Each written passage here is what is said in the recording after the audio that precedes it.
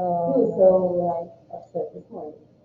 Yeah, I'm getting a new haircut. all of the media was saying it was a disaster. The phrase train wreck got used a lot. A lot. And I think it's the one thing all of the media outlets could agree on last night was a disaster. And that almost never happens, right? You always see one side saying he won or he won. Everyone last night was like, this sucked. So it's the one silver lining is everyone agrees this totally sucked. So, great spot. Yay. Okay. All right. So we're going to start talking about the is our Texas state legislature. We're going to spend 3 class sessions on this because there is a lot to unpack. It's a complicated, unique, oddly run state legislature. I honestly think this is one of the most unique, very weirdly run state legislatures. It's really quite bizarre how we do this. Okay, so why do we have a state legislature? Well, we want things done, so we need someone to do it for us, right? So we ask the state legislature to turn our wants and needs into policy. We want medical marijuana, okay? So we ask the state legislature to maybe create a policy on it. We want more funding for the environment, okay? So we talk to the state legislature about that. The problem with our legislature, though, in some ways, is it does tend to privatize public services. It does tend to say, let's give control of environmental concerns to a private company. Let's create a large private prison industry in the state of Texas. And it does tend to overrepresent conservative interests. There's a lot of focus on keeping taxes low, balancing the budget, not requiring businesses to spend a lot in taxes. So we don't see as much funding for education or health care or Medicaid.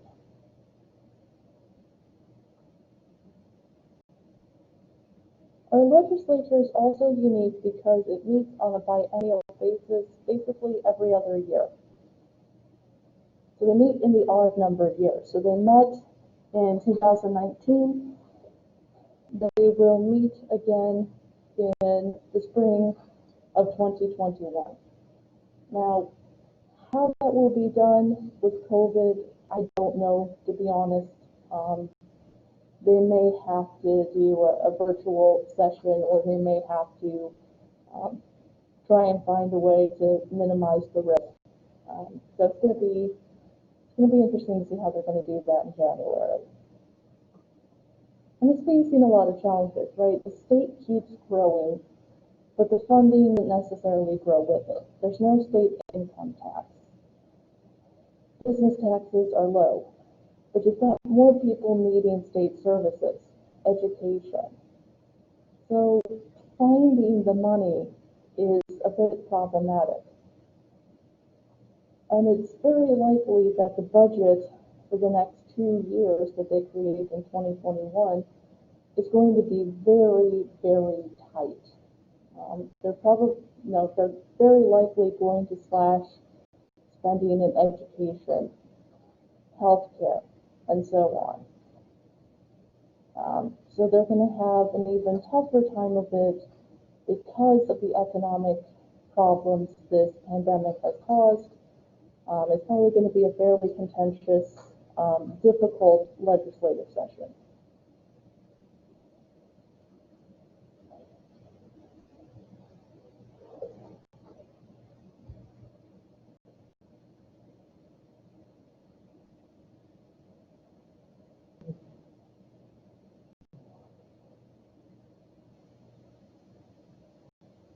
I notice you're both writing in pink ink. That's actually, no, that's actually smart. They found that sometimes it helps if you write in different colors for different classes and stuff, yeah. That's what we do. We share, our knowledge. Yeah. And I highlight with different colors. No, it's actually smart. Also, you guys are all taking notes by hand, and research has found that that's actually better for memory. That you remember more if you're writing notes than if you're typing it on a computer. So, you're actually doing it the right way, so. Kudos. So I just like the painting. It's really bright. It's like kind of fun to look When I at. found these things, they do. Oh, cool. There you go. It's inspiration. Very nice. All right. So why do we have a state legislature, right? What do they do? Obviously they need to create policy, right? You need to have a pretty uniform education policy for the state. So you've got to take the different pieces, textbooks, personnel, school shooter training, all of that has to go into the education policy. So you've got to take all these separate pieces and put it together into one large bundle. Also, next year, the next couple of years, because of the census data, the state legislature will likely see reapportionment. Cities like San Antonio, Houston, Dallas are getting bigger, so they're going to get more seats, and they're going to take seats away from the more rural areas of the state. Which makes sense, right? You need more representation for the larger cities, not so much for the communities that haven't grown. There's also redistricting. It's very likely that based on the population increase here in Texas, we'll probably get at least 3 new congressional seats on the national level. We got 3 after the last census. We might get 3 or 4 new congressional districts in Texas. Does that depend on what the census report? Yes. Let's say last 10 years ago was 3. Mm-hmm. This 10 years later will be 6. Depending on how census reports are that having. Yes. So they did it based on the number of people. Also, sometimes the number of registered voters. So let's say 1 million new people moved into Texas in the past 10 years. It's probably more than that, but let's say 1 million. In all likelihood, with that increase, they'll need at least 3 new congressional seats to represent that population. So it depends on the number of people who've moved to the state and how many we get designated. Yeah. And so here in Texas, it's the job of the state legislature to create these districts. Now, they are supposed to be nearly equal in population and based on geography. Supposed to be. When we get into discussing gerrymandering, you will see why that doesn't happen. And it is up to the state legislature to propose amendments to our Constitution. In the last legislative session, they proposed 10 new constitutional amendments. 9 of them were added to the state constitution. So there's a lot of very important work that they have to do for the people of Texas.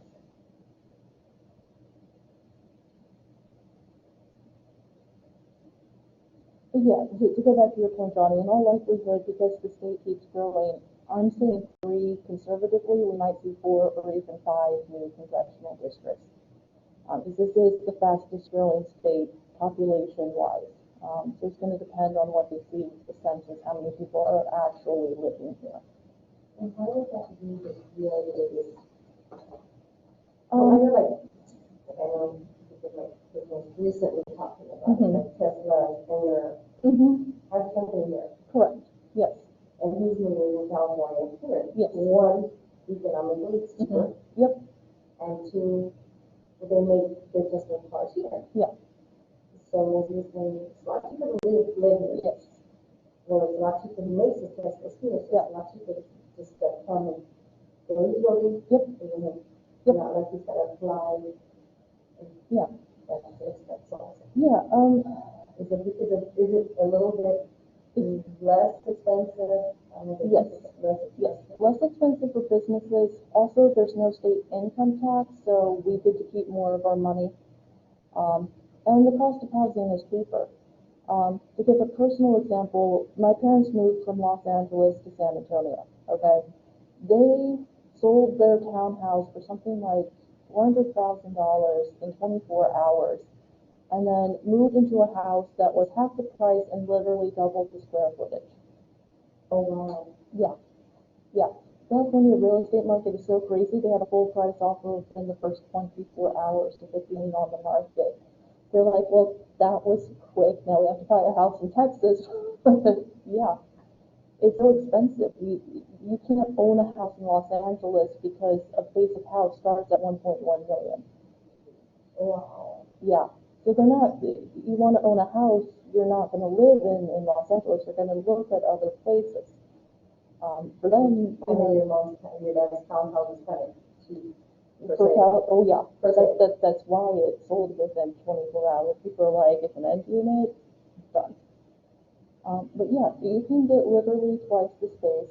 You don't have to state income tax. If you want to open a business, it's very reasonable to do so here, right? You're not going to pay a huge amount in wages or taxes or things like that. So for a lot of people, it's just the cost of living is so much cheaper.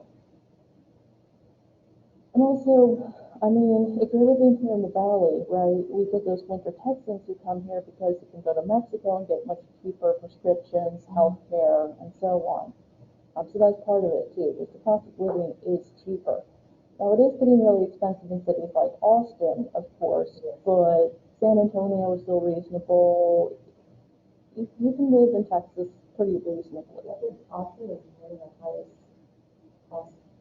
Yeah. Living. Yeah, my parents were looking at moving to Austin, and they were like, San Antonio is cheaper. Yeah. And my son was gonna get what we're doing was the interview over there, Mm-hmm. and then little things like Christmas season, in an apartment. Yeah. It's like $200. Yeah. And I was just like an efficiency, like Yeah. hotel place type. Well, I used to live in East Boston, and they were building studio apartments for $3,300 a month. I'm like, how the hell do you expect anyone to live there? That's so obscene. Whereas like here, you can pay like $500 a month for a one bedroom. That's pretty decent, right? Like it's not that expensive comparatively. And you have more expensive in a city like San Antonio, but it's still reasonable. You can afford to live there on a salary. Yeah, yeah. Yeah, so a lot of it's just, it's cheaper to live here, it's cheaper to do business. The more companies that move to Texas, the more workers that move to Texas, and so on and so on. Okay, we do have a bicameral legislature, meaning two chambers. There are 31 senators, and that's the max number. And there's a maximum of 150. Yeah. I know. On the one hand, you think, yeah, I honestly think that they need to increase the size of the Senate at least, because that's not enough for this state. There should be at least 50, honestly. Well, if you have 150 representatives, Yeah, and only 31 senators, that's not ideal. No, no, because the senators have to represent 5 times as many people, right? How do you get anything done if you are constantly having to meet with 300,000 constituents, right? It's not reasonable. I understand wanting to limit the size because you need to get the budget passed and everything, but yeah, the Senate definitely underrepresents the state. It should be at least 50 senators. No reason it should be capped at 31.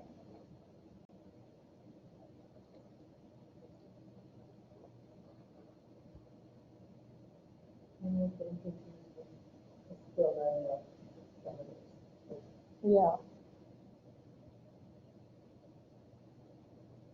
I mean, there's not enough senators on the national level either. I mean, 2 senators for Texas, that makes no sense, right? That's not enough. This is the biggest state. Yeah. Like it takes you longer to get out of Texas to travel. Right, right? Like Texas and Florida. I mean, the National Senate was created to help the small states, but what's happening is the rural states like Wyoming are significantly overrepresented, and you want to look at that and say, this doesn't make sense anymore. Like, this was a great idea at the time, but it just doesn't work anymore. I mean, it takes us 15 hours from here to get out. Yeah. And I mean, it doesn't matter if we go to Corpus or we go to San Antonio, it still takes you 15 hours to get out of the state, just to get out. That's like the same in Florida, so from Fort Lauderdale all the way up is like 10 hours. I mean, you're not getting out of there in like, Even if you want to go here to Florida, it takes you 2, 3 days, depending on how quickly you drive. Yeah. back to Texas. Yeah, Texas was the worst. Well, yeah, like when my parents were moving here, they went from Los Angeles to a place in Arizona to like, West Tech, where were they?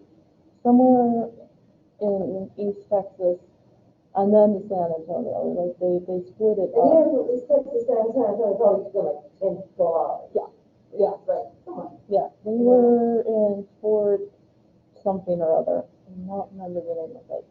But yeah, you can't do it in like a day, right? You can't get out of this state in like 24 hours. It's not that many, it's not even.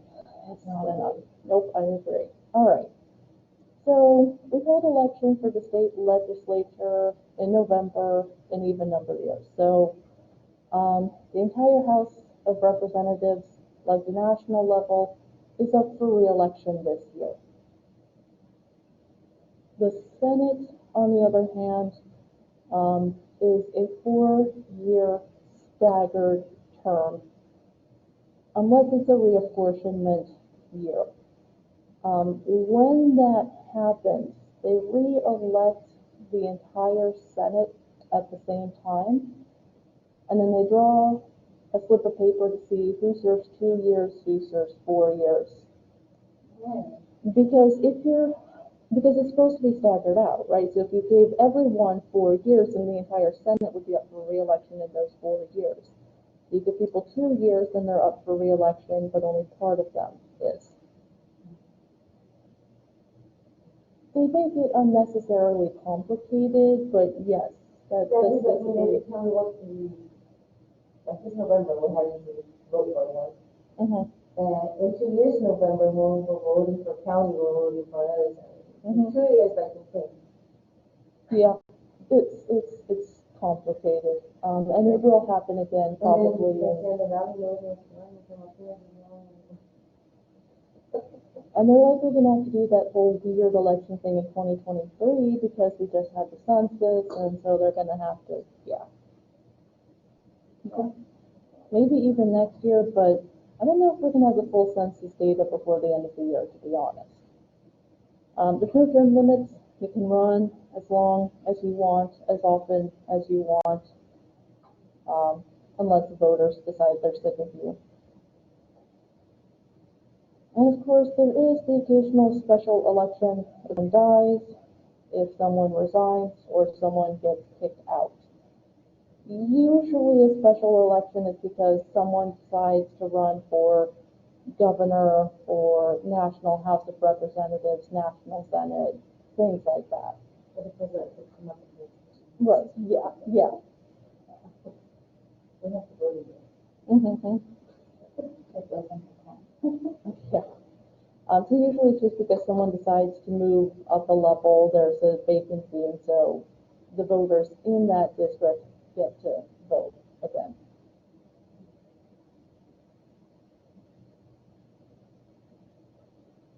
And also, if you elect a dead man, then you still have to have a special election. Like if someone technically dies before the election, but they're still on the ballot, and you vote that person into office, you still have to have a special election after. No. That's happened. When John Ashcroft was running in 2000 for the Senate in Missouri, he lost to a dead man. Yeah, it does happen. We shouldn't laugh at this COVID right now. Well, there's actually a really interesting story out of Romania. They overwhelmingly re-elected a guy, I think, mayor of the city, because he was so popular and so well liked. They wanted to honor his memory after he died from COVID by re-electing him. Well, basically, it was a posthumous honor, right? He won one more time, and then, of course, you have to appoint someone else. But the idea was to honor his memory by voting him technically dead. Yeah.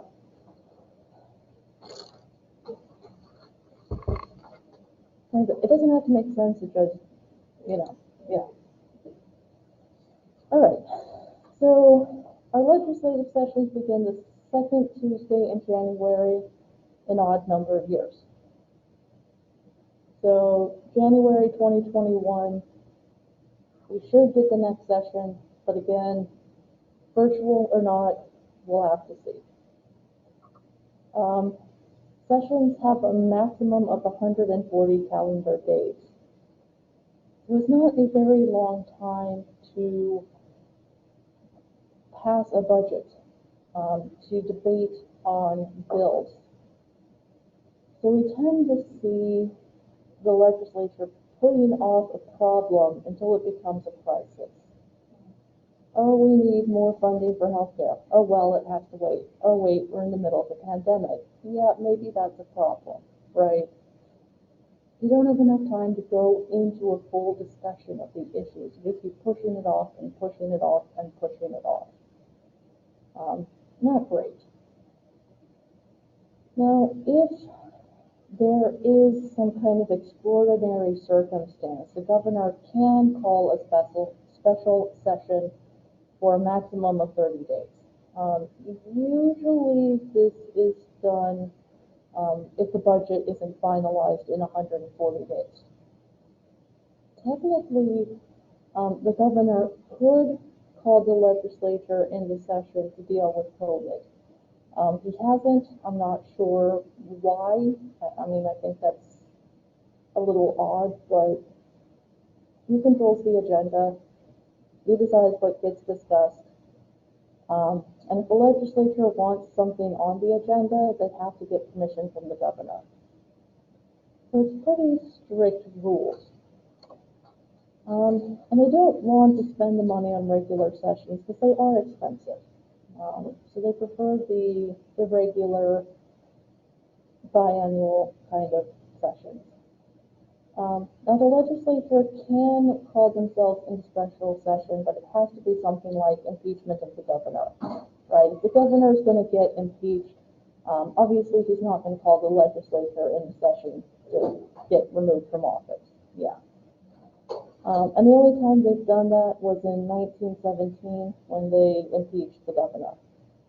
So it has to be pretty special circumstances for them to actually call themselves into session.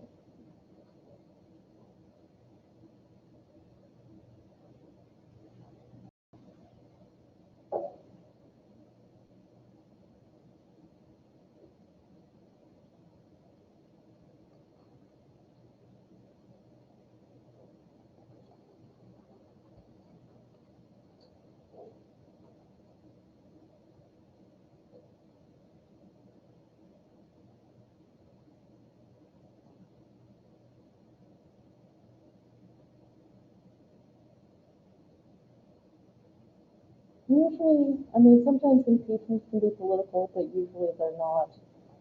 When the former governor of Illinois, Rod Blagojevich, was impeached, only one person voted against impeachment. Everyone else was like, yeah, you broke the law, you're out of here. Yeah. Sometimes. Okay. Yeah, part of the problem we see is that the average Senate district has a little over 800,000 people in it. That's a lot of people to be represented. 31. 31 senators, Yeah. Yeah, So, the, house representative, we have to represent them. yeah, they only have to represent a little over 170,000. And then, Yeah. Yeah, no, it's not right, it's, a nightmare, yeah. Then you have the legislative redistricting board that includes the lieutenant governor, the speaker of the house, the controller, the general land commissioner, and the state attorney general.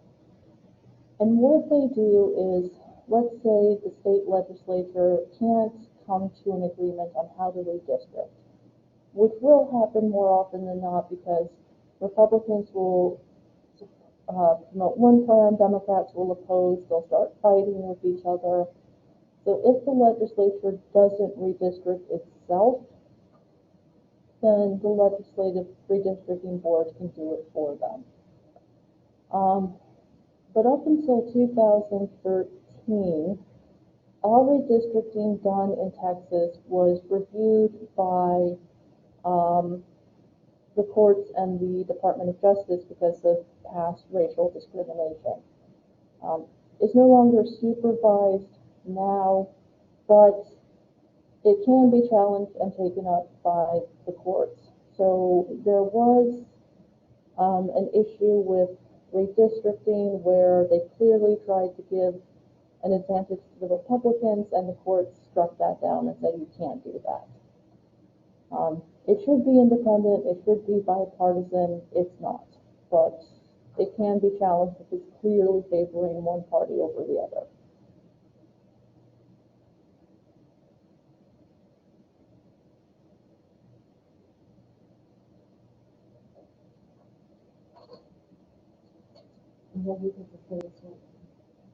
Yeah.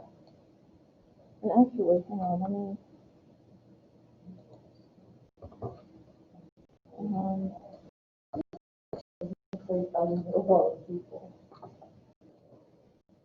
let's see if I can find an image so you can see kind of what we're talking about here.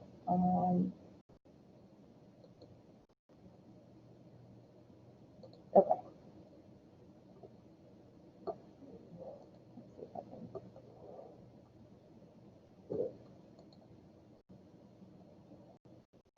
Let me go ahead and share this with.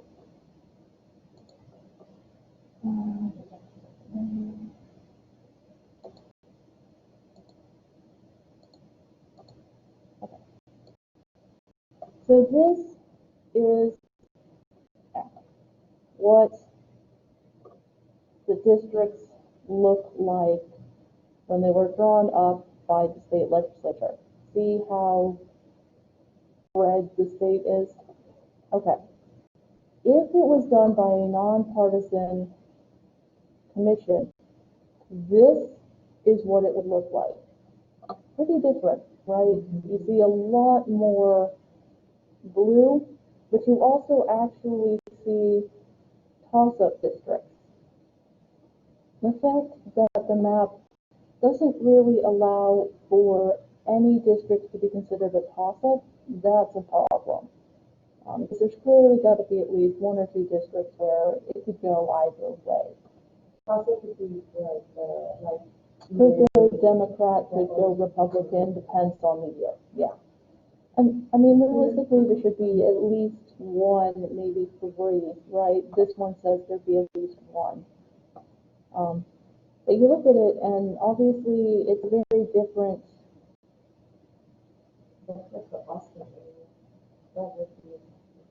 Yeah. If you look at this, and here it's like, okay, yeah, the state's solidly Republican, but this would make more of a swing state. So, gerrymandering is a big, fat problem. And states that do have an independent, bipartisan commission drawing up the districts have more competition and have a fair process. Though honestly, I think there should be a law that says It can't be the state legislature that draws it up. It has to be an independent, bipartisan commission doing it based on geography. No more parties controlling it, no more of this crap. Let's just make it independent, bipartisan, and fair.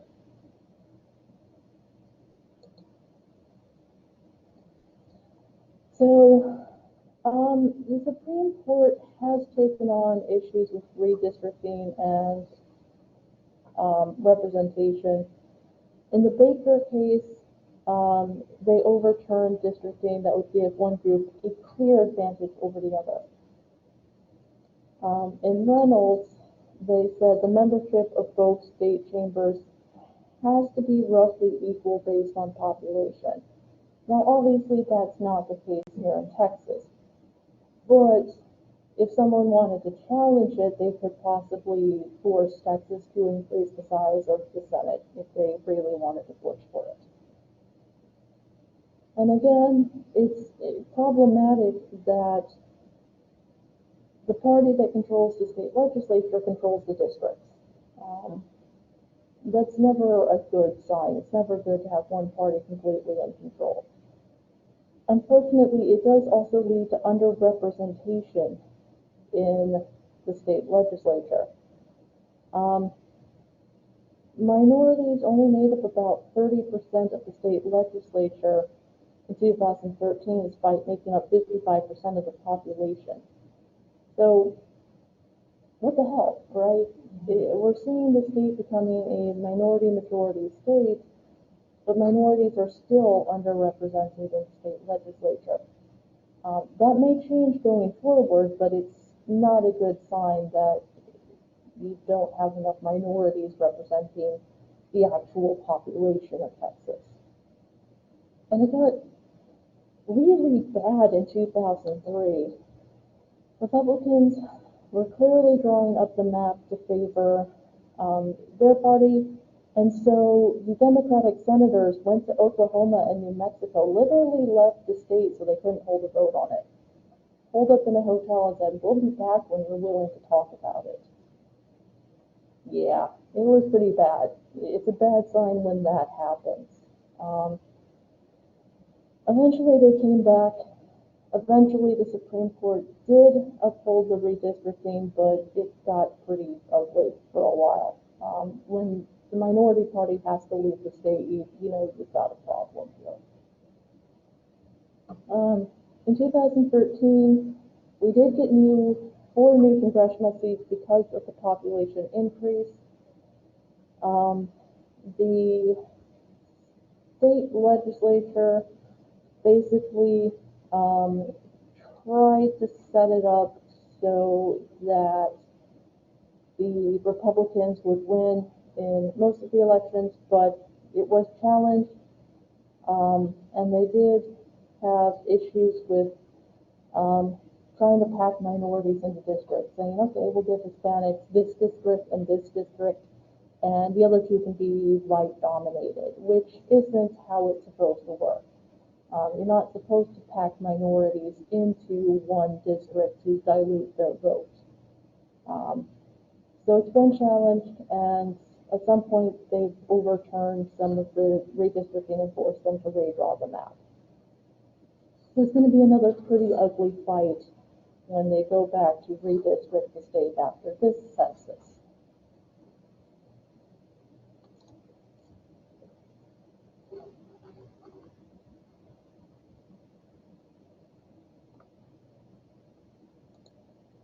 All right, and it doesn't help, of course, that there is high levels of partisanship in the state legislature. Republicans do control the majority in both chambers.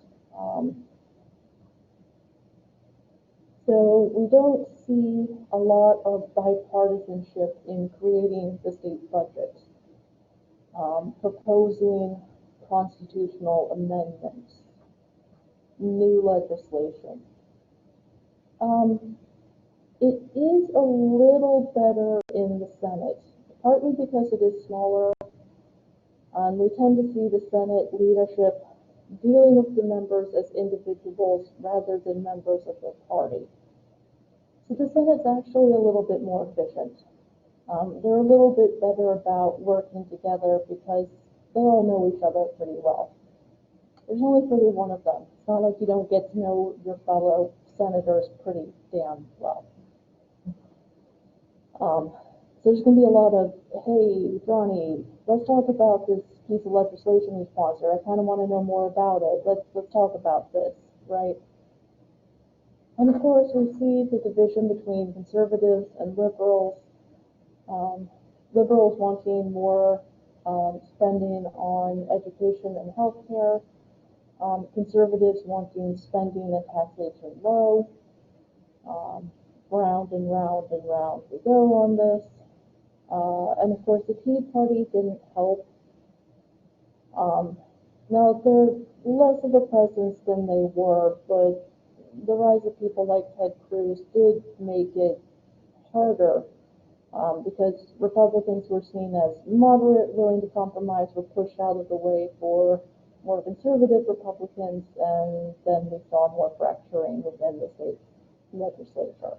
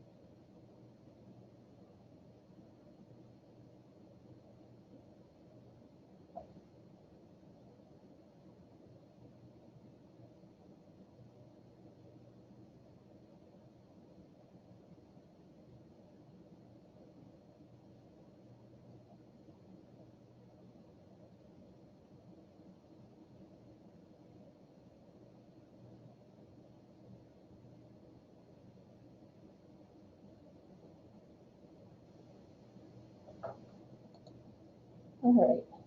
So, in terms of compensation, no, that's not a typo. They get paid $7,200 a year. So right now, because they are not in session, they are getting paid essentially $600 a month as their role as a member of the state legislature. Yeah.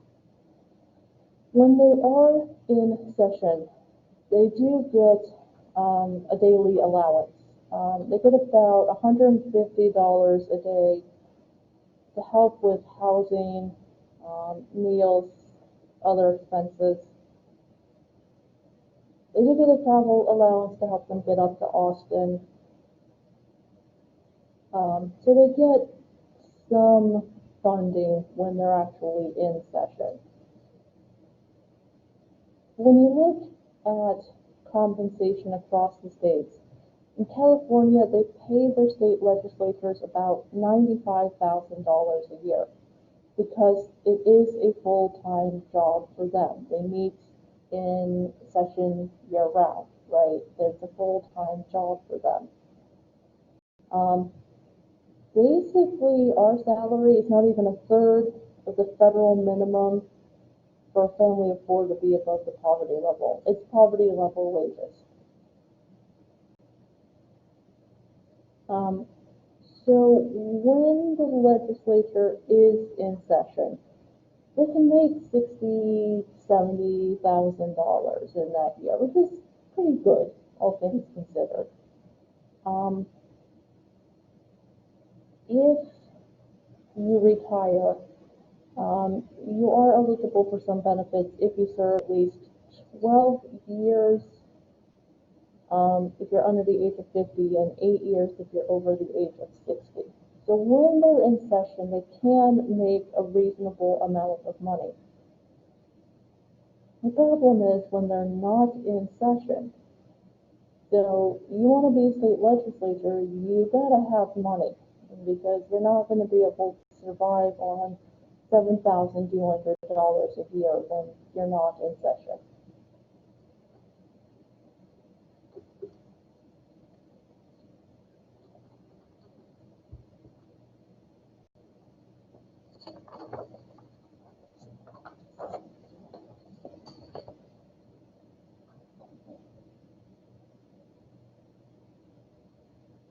And the justification, of course, is, well, they're not in session, so why should we pay them like they're in session? Which is fair on the one hand, but then on the other hand, you say, okay, but then how can you expect anybody to serve in the state legislature who isn't independently wealthy?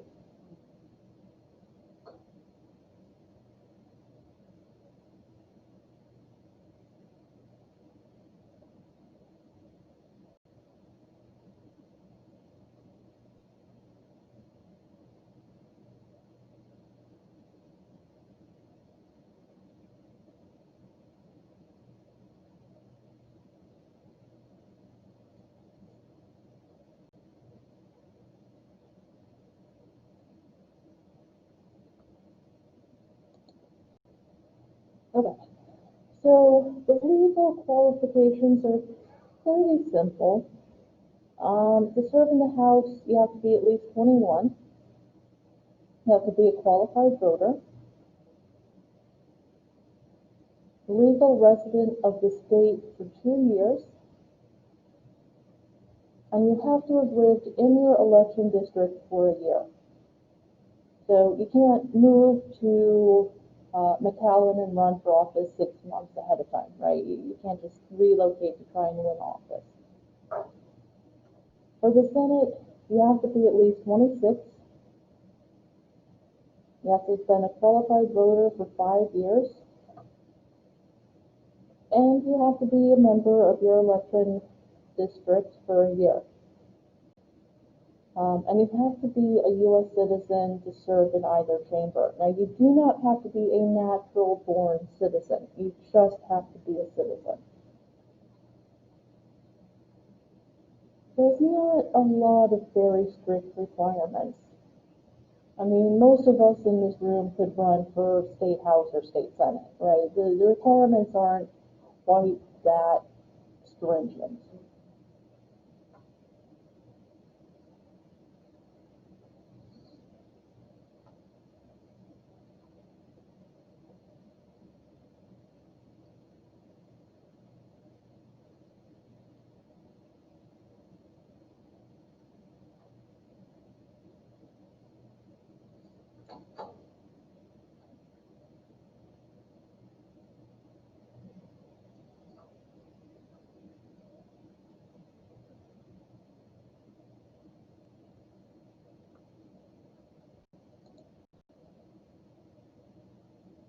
It's one thing to be legally allowed to run, it's another thing to meet the informal requirements.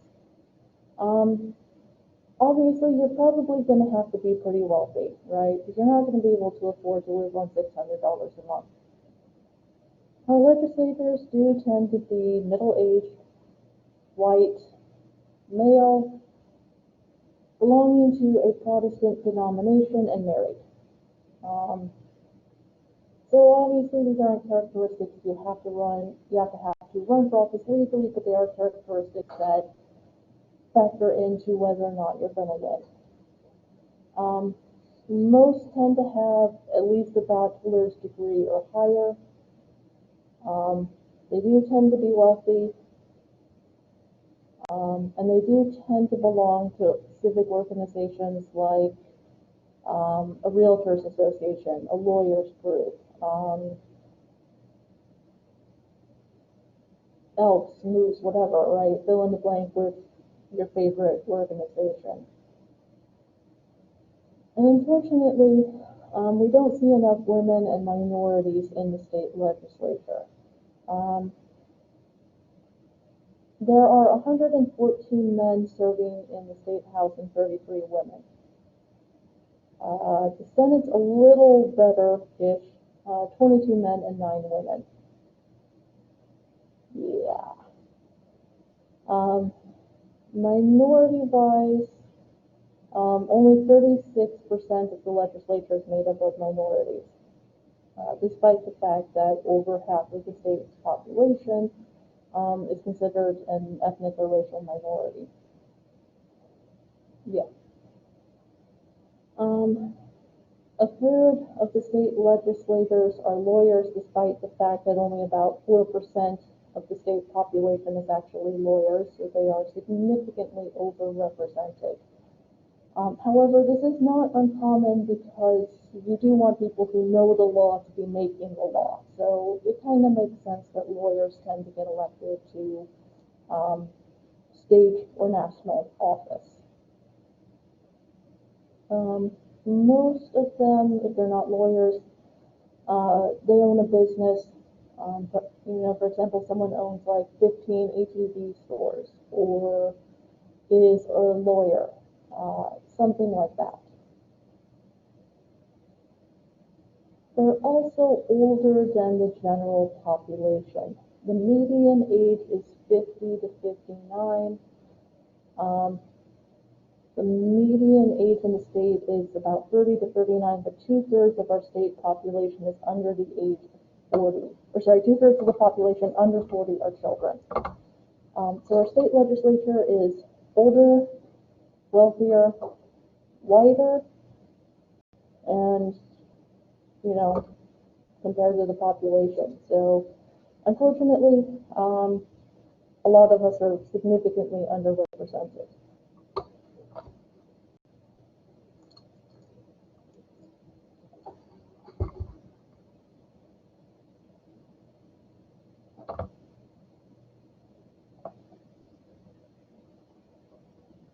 I'm sure that doesn't come as a shock to any of you, right? I mean, we see it on the national level too.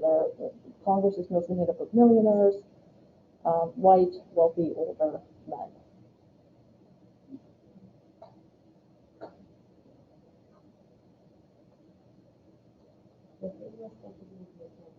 Yes. Which makes sense. I mean, there's still an income gap between men and women, so women serving in the state legislature are going to have to be fairly well off.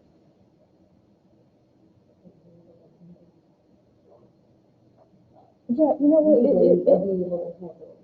it's also funny because you still get questions where women are running for office and people will say to them, who's looking after the kids, right? And you just want to be like, wait, what? Is their husband doing the kids? What? Yeah. Or can you have it? Yeah. Can you juggle being a mom and yeah. Can you do more time management or anything? Yeah. Yeah. And it's just not like married women have to try to manage. Well, even unmarried women, because then you sort of questions like, well, what if you have kids, or,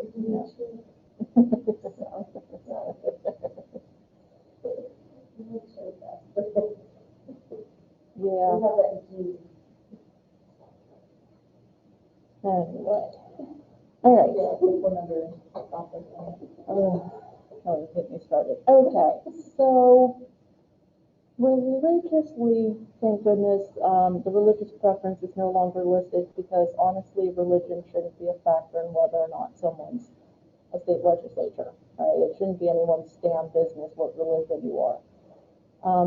Most are still Protestant, just mostly because of the nature of the state being fairly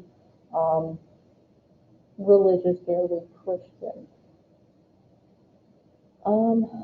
In 2012, the lowest amount of money raised by a winning candidate was $44,126. The highest amount, $6.5 million. Someone spent $6.5 million to run for state legislature.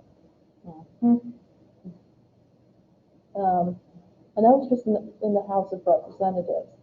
For the Senate, the lowest amount of money spent was $302,113, and the most was $4.3 million. So you gotta spend the money, you gotta raise the money, you gotta find the money. The reality is most of us don't really know anything about the candidates. We tend to vote based on party affiliation. Are they a Democrat? Are they a Republican? Or if you don't like either party, are they Libertarian? It's rare to know much about the candidates unless there's some kind of challenge to their candidacy. So for example, the state senator here, Eddie Lucio, had a primary challenger, and it was pretty contentious for a while. It was a very close runoff election. We do see a turnover rate of about 20 to 25%. They're not necessarily well experienced. A lot of people who want to go into politics start off at the state level. If you want to be a lifelong politician, you may try to run for state house or state senate first, then national, then president or something, right? They're not going to have a lot of experience going in. And if someone with experience leaves and someone without it comes in, it's going to be a little tricky.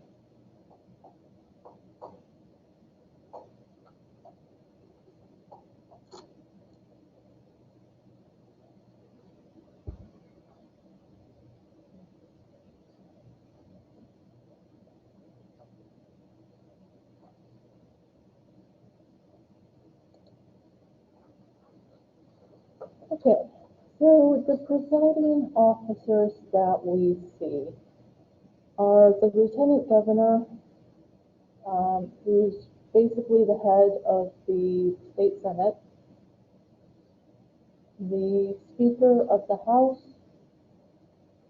and the president pro tempore in the senate, essentially the person who runs the senate when the lieutenant governor isn't there.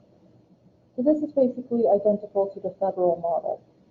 In the federal level, the vice president's the formal head of the Senate, but they pick someone from the majority party to run the Senate when the vice president isn't there. The lieutenant governor is the formal head of the state Senate, but most of the time he's not there, so they pick someone to run the Senate in his or her absence. So the officers are in charge of picking who serves on what committees, who's in charge of the committees, and the jurisdiction, right? Who has control over what, who's in charge, who gets to serve. They try to make it pretty fair in terms of balancing between Democrats and Republicans, making sure the minority party gets to serve on committees. They do try to make it a little bit more equitable. They also will interpret the rules if there's a conflict. They'll schedule legislation for a floor action, and they can choose to decide who's going to speak on the bill or not speak. So they can say, Crystal, you're allowed to speak, but Aaron, you are not. So they have control over that. And it's the speaker and the lieutenant governor who are in charge of appointing the legislative budget board, the legislative council, and the legislative audit committee. They do a lot of the oversight of the different committees, different parts of the state legislature.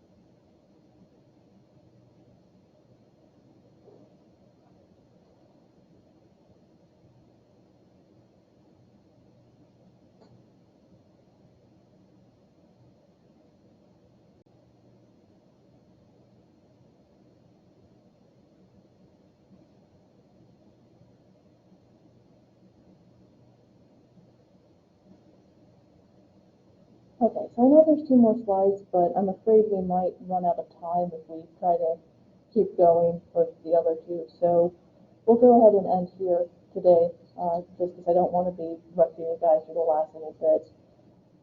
So Monday, we'll pick back up with the last two slides of this lecture and then on to the next part. It's pretty much how that works. I just don't want to be rushing you guys through this because it's a lot to unpack. Yeah, just don't want to be like, and write this really quick and we're done. Okay. So as a reminder, if you did watch the debate last night, and you write something up for me, you can just submit it through Blackboard message. You'll get 2 points extra credit. So if you watched it and you're like, what the damn hell, write a paragraph or something about it and then turn it in and you'll get extra credit. Yes. Well, there's going to be extra credit for the VP debate and the other presidential debate as well. Yeah. Yeah. Yeah, if you want to watch it and then submit something, that's fine as well, if you can stomach it, that is. Yeah. It was just pretty bad. It was pretty bad yesterday. Yeah.